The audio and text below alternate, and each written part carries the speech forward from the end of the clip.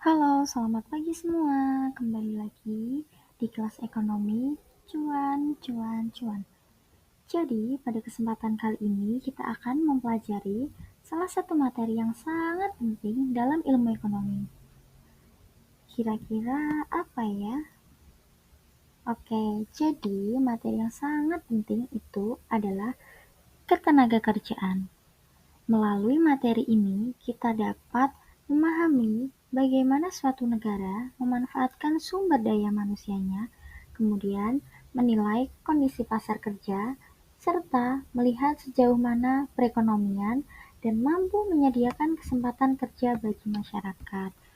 Oke, sebelum kita memulai pembelajaran hari ini, siapkan buku catatan kalian karena akan banyak konsep penting yang harus kalian catat. Jangan lupa disimak ya. Oke teman-teman, sebelum kita memasuki inti materi pada pembelajaran hari ini, menurut kalian, apa sih ketenagakerjaan itu?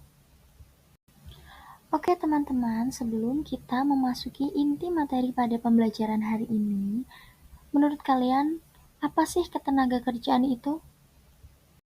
Tenaga kerjaan adalah seluruh hal yang berkaitan dengan tenaga kerja, seperti hubungan kerja, perlindungan pekerja, kesejahteraan, hingga peraturan ketenagakerjaan. Semua ini diatur dalam Undang-Undang Nomor 13 Tahun 2003. Lalu, apa sih tenaga kerja itu? Oke, tenaga kerja adalah penduduk yang berusia 15 tahun ke atas yang mampu atau yang sudah siap bekerja. Oke, memasuki materi selanjutnya yaitu ada 3 kriteria tenaga kerja. Yang pertama ada tenaga kerja terdidik, yang kedua ada tenaga kerja terlatih, yang ketiga ada tenaga kerja tidak terdidik dan tidak terlatih. Oke, jadi tenaga kerja terdidik adalah seseorang yang memiliki keahlian atau pengetahuan di bidang tertentu yang didapatkan melalui pendidikan formal. Contohnya guru, dokter, akuntan, dan lain sebagainya. Kemudian yang kedua ada tenaga kerja terlatih adalah seseorang yang memiliki keterampilan melalui pendidikan non-formal berupa kursus. Contohnya ada sopir, montir, dan tukang jahit. Kemudian yang ketiga ada tenaga kerja tidak terdidik dan tidak terlatih adalah seseorang yang tidak memerlukan pendidikan dan pelatihan didasarkan pada kebiasaan yang tidak menurut ahlinya.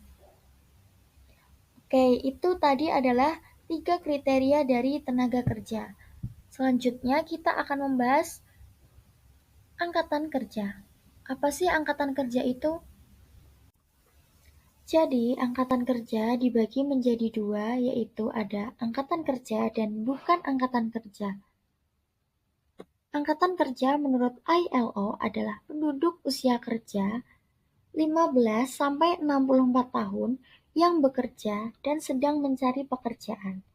Kemudian ada bukan angkatan kerja adalah penduduk berusia 0 sampai 15 tahun dan 65 tahun ke atas yang masih mengikuti kegiatan lain dan tidak ada kaitan dengan pekerjaan, seperti pelajar, mahasiswa, ibu rumah tangga, dan lansia. Oke, berikutnya kita akan melihat skema angkatan kerja. Oke teman-teman, berikut adalah skema dari angkatan kerja. Oke, selanjutnya kita akan membahas kesempatan kerja. Jadi, apa sih kesempatan kerja itu? Oke, kesempatan kerja adalah jumlah lowongan pekerjaan yang tersedia dalam dunia kerja atau suatu keadaan yang menggambarkan tersedianya lapangan kerja yang dimana siap diisi oleh para pencari kerja. Oke, selanjutnya kita akan membahas kesempatan kerja. Jadi, apa sih kesempatan kerja? Halo, selanjutnya kita akan membahas cara perhitungan tingkat partisipasi angkatan kerja yang biasa disebut dengan rumus TPAK. Rumusnya jumlah angkatan kerja dibagi jumlah penduduk usia kerja dikali 100%.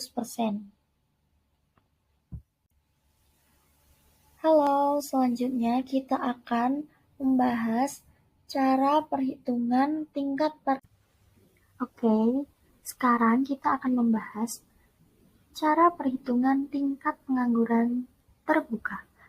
Rumusnya, jumlah pengangguran dibagi jumlah angkatan kerja dikali 100%. Berikut adalah cara menghitung tingkat pengangguran terbuka. Selanjutnya, kita akan membahas usaha meningkatkan kesempatan kerja. Di sini ada 4. Yang pertama ada pendidikan umum melalui pendidikan formal guna meningkatkan kualitas sumber daya manusia. Yang kedua ada kursus keterampilan, baik yang dilaksanakan pemerintah atau masyarakat. Kemudian yang ketiga ada pelatihan pendidikan atau biasa disebut dengan LPK. Kemudian yang terakhir ada meningkatkan kegiatan pembangunan yang banyak diserap tenaga kerja dan mendirikan industri di daerah-daerah terpencil. Kemudian yang selanjutnya kita akan membahas sistem upah. Apa sih sistem upah itu? Sistem upah adalah hak pekerja yang diterima dan dinyatakan dalam bentuk uang sebagai imbalan dari pengusaha kepada pekerja yang ditetapkan dan dibayarkan menurut perjanjian kerja atau kesepakatan antara pekerja dengan pemberi pekerjaan. Kemudian yang selanjutnya kita akan membahas selanjutnya kita akan membahas jenis upah. Di sini ada 4 jenis upah. Yang pertama, upah menurut waktu. Yang kedua, upah menurut satuan hasil. Yang ketiga, upah borongan. Dan yang keempat adalah upah minimum. Jadi, apa sih upah menurut waktu itu? Upah menurut waktu adalah sistem upah yang didasarkan pada berapa lama seseorang bekerja. Sedangkan upah menurut satuan hasil adalah sistem upah yang didasarkan pada jumlah hasil kerja seseorang. Dan yang ketiga, upah borongan. Upah borongan adalah sistem upah yang didasarkan pada kesepakatan yang memberi kerja dengan penerima kerja. Kemudian yang terakhir ada upah minimum. Upah minimum adalah standar penghasilan yang harus diberikan oleh pengusaha kepada pekerja yang tingkatannya disesuaikan dengan produktivitas dan pertumbuhan ekonomi di suatu negara. Oke, selanjutnya kita akan membahas materi pengangguran. Pengangguran adalah kelompok angkatan kerja yang tidak bekerja atau sedang mencari pekerjaan. Pengangguran terjadi karena jumlah penawaran tenaga kerja lebih besar daripada permintaan tenaga kerja. Pengangguran menjadi salah satu masalah yang sering muncul di negara berkembang. Hal ini juga disebabkan karena tingginya jumlah penduduk yang tidak seimbang dengan ketersediaan lapangan pekerjaan, sehingga memicu terjadinya ketimpangan pendapatan. Oke, selanjutnya kita akan membahas jenis pengangguran berdasarkan lama waktu kerja. Ini dibagi menjadi 3. Yang pertama, pengangguran terbuka. Yang kedua, setengah pengangguran.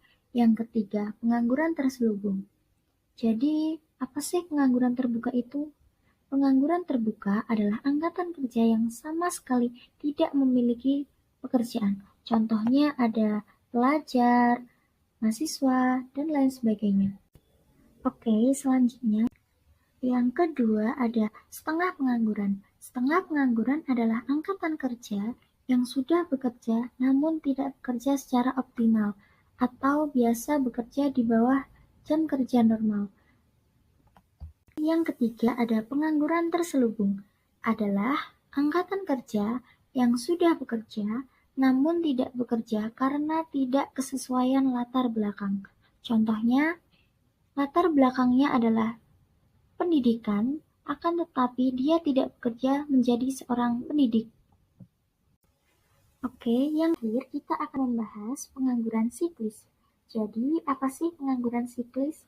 Pengangguran siklis terjadi karena adanya penurunan kondisi ekonomi yang dimana berdampak pada penjualan perusahaan sehingga dapat menyebabkan PHK massal. Hal ini juga menekan biaya produksi dari suatu perusahaan. Oke, selanjutnya kita akan membahas 5 upaya mengatasi pengangguran. Yang pertama, ada mengembangkan investasi. Yang kedua, ada mengembangkan balai latihan kerja atau biasa disebut dengan BLK.